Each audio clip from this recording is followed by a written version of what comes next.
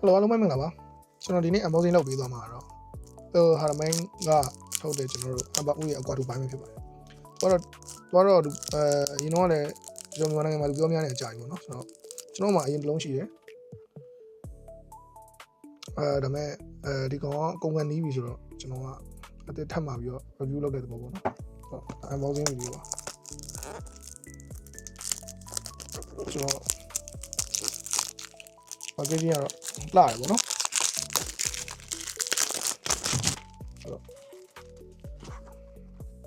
တူတူတော့မပေါ့ဒီလိုပုံစံမျိုးလေးပါဆိုတော့သူက citrus aromatic fragrance မျိုးစားဖြစ်တယ်ပေါ့နော်အရန်ပူတဲ့အချိန်နဲ့ကျွန်တော်တို့ daily wear မှာဆွတ်လို့ရန်ကောင်းတဲ့ရေမွေးမျိုးစားဖြစ်တယ်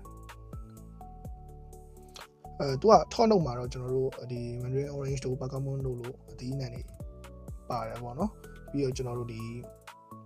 middle note မှာတော့ကျွန်တော်တို့ black currants တို့ပြီးတော့ PAD တို့လိုအသီးအနှံတွေပြီးတော့ကျွန်တော် fire fruit တို့လိုအနှံတွေ combination နဲ့ကောင်းကောင်းနဲ့ဖွဲ့စည်းထားတယ်ပေါ့ဒါကတော့ middle note ကျွန်တော်တို့ပြီးတော့နောက်ဆုံးကျန်ရမယ့် base note မှာတော့mousse တို့ amber တို့ကျွန်တော်တို့ပြီးရင်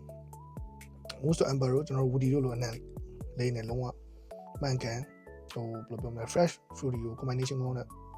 ဟိုပေါင်းစပ်ထားတယ်ပေါ့နော်ဆိုတော့သူကအသားပေါ်မှာဆိုရင်ကျွန်တော်တို့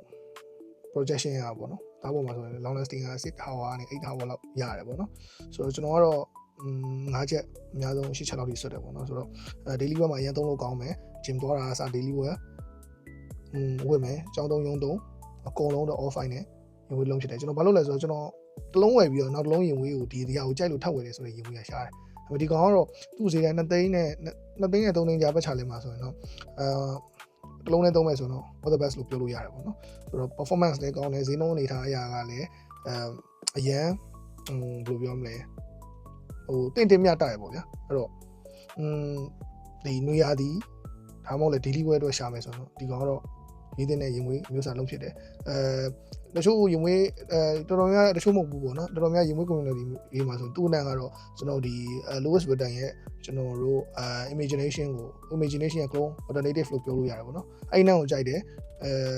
အဲ့နံကိုစမ်းမှုတယ်ဆိုတော့ဒီနံကသူနဲ့သူ့ရဲ့ clone လို့ပြောလို့ရတယ်ပေါ့နော်ဆိုတော့unisex သုံးလို့ရတယ်နောက်ယောက်ျားလေးရောမိန်းကလေးရောနဲ့လိုက်ဖက်တယ်ပေါ့နော်ဆိုတော့ဒီကောင်ကတော့ခုကတော့ကျွန်တော်ကတော့ modeling လုပ်ရင်းနဲ့ကျွန်တော်ရိုက်ပေးလိုက်တယ်ကျွန်တော်တို့ဟာရမင်းကထုတ်တဲ့ amber အကွာတူပိုင်းပဲဖြစ်ပါတယ်ဆိုတော့တော်တော် fresh တယ်အနက် performance လည်းကောင်းတယ်ပြီးတော့တော်တော်ကြီးကိုမိုက်တယ်လို့ပြောလို့ရမယ်သူ့